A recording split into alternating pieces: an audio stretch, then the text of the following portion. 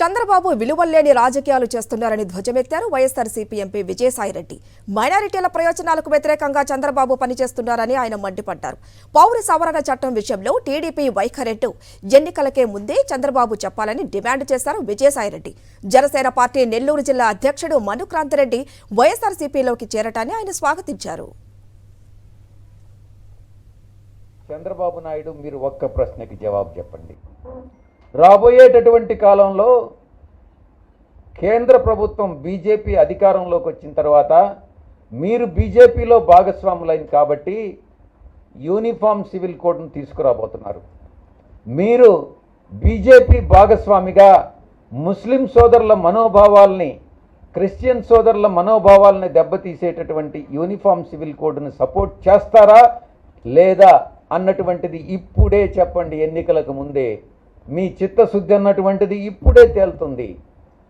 మీరు జవాబు చెప్పలేనట్లయితే మీ దగ్గర జవాబు ఉండి కూడా ఎందుకనంటే బీజేపీకి మీరు సపోర్ట్ చేస్తారు, ముస్లిం మనోభావాలకు వ్యతిరేకంగా, క్రిస్టియన్ సోదరుల మనోభావాలకు వ్యతిరేకంగా మీరు ఓటేస్తారు. మైనారిటీస్ మనోభావాలను దెబ్బతీసేటటువంటి పార్టీ తెలుగుదేశం పార్టీ నాయకుడు చంద్రబాబు నాయుడుకి ముస్లిం క్రిస్టియన్ సోదరులు కానీ ఎవరైనా కూడా ఓటు వేస్తే ఆ వాళ్ళ యొక్క మత విశ్వాసాలని వాళ్లే దెబ్బతీసుకున్నట్టు, వాళ్లే ద్రోహం చేసుకున్నట్టు, మతానికి ద్రోహం చేసుకున్నట్టు అవుతుంది అన్నటువంటి విషయాన్ని నేను నిర్ద్వంద్వంగా చెప్తా ఉన్నా. నెల్లూరు జిల్లాలో జనసేన మనుగడ లేకుండా చేసింది చంద్రబాబేనని, ఆయన ట్రాప్లో పవన్ కళ్యాణ్ పడిపోయారని విమర్శించారు ఆ పార్టీ జిల్లా మాజీ అధ్యక్షుడు మనుక్రాంతిరెడ్డి. విలువలేని దగ్గర ఉండలేకనే తాను జనసేన పార్టీ నుంచి బయటకు వచ్చి వైఎస్ఆర్సీపీలో చేరానని చెప్పారు మనుక్రాంతిరెడ్డి. ఒకటే చెప్తున్నాను, నాకు జనసేన పార్టీలో నేను ఇంత పెట్టిన శ్రమ కానివ్వండి, నా డబ్బులు కానివ్వండి, నా టైం కానివ్వండి, ఏ పార్టీలో పెట్టున్నా కానీ 50% పెట్టున్నా కానీ, సగం పెట్టున్నా కానీ దీనికంటే మంచి గుర్తింపు వచ్చి ఉండేది. అదేవిధంగా టికెట్ కూడా తప్పకుండా వచ్చేది. నాలాంటి వాళ్ళనే జనసేన పార్టీ కాపాడుకోలేకపోవటం అనేది నిజంగా చాలా దారుణం. దానికి ముఖ్యమైన కారణం కూడా చంద్రబాబు నాయుడు గారే. చంద్రబాబు నాయుడు గారి ట్రాప్లో ప్రతి ఒక్కరు కూడా పడిపోయినారు.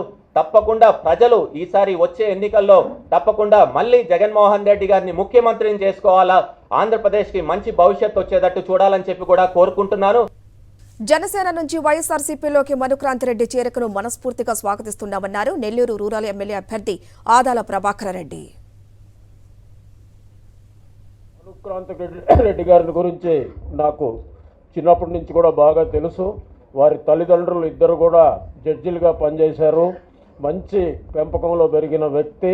ఇతర దేశాల్లో ఉండి ఇక్కడికి వచ్చి ప్రజలకు సేవ చేయాలని వచ్చాడు.